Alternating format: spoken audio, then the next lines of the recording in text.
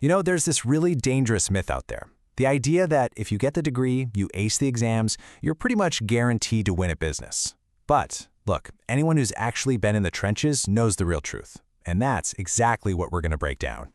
See, business school teaches you the world on the left. It's clean, it's logical, everything is driven by data and fairness. But the real world, what we're calling the street, it operates on a totally different set of rules. It's played in these messy, gray areas of human emotion, things like ego, fear, and timing. That gap between the two, that's what this is all about.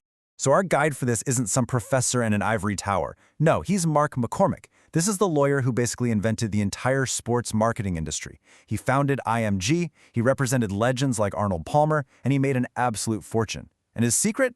It wasn't that he was the smartest guy with a textbook, it's that he was, hands down, the most observant guy in any. All right, let's dive into the first lesson. And it's a big one. Read the person. Why? Because at the end of the day, every business situation is really just a human situation. McCormack had a name for this. He called it applied people sense. And let's be clear, this isn't some fluffy, just be nice to people advice. No, this is a hard skill. It's the ability to look right past the spreadsheet, past the numbers, and see the real human motivation that's driving a decision.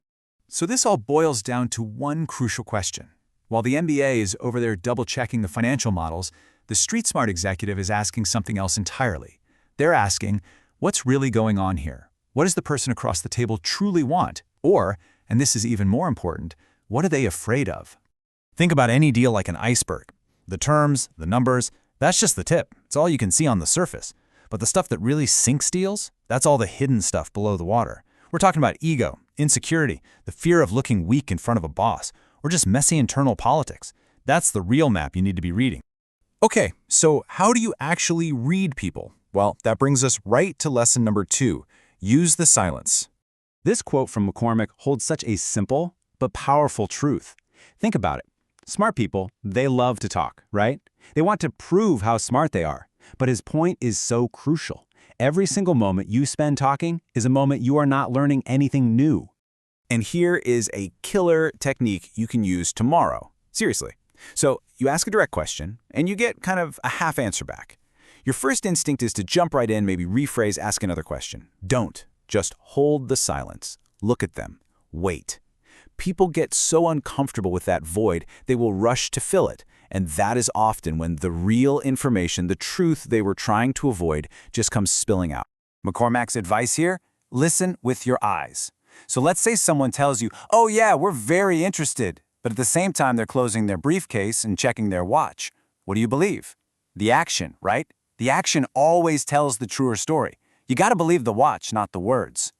And finally, let's get to lesson 3, master the negotiation.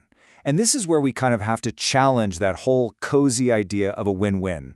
This right here is Mick McCormack's golden rule. And it's ruthless in its simplicity. Power in any negotiation doesn't belong to the smartest person. It's not the person with the best offer. No, it belongs to the person who is most willing to get up from the table and walk away from the deal. The second you need the deal, you've already lost all your leverage.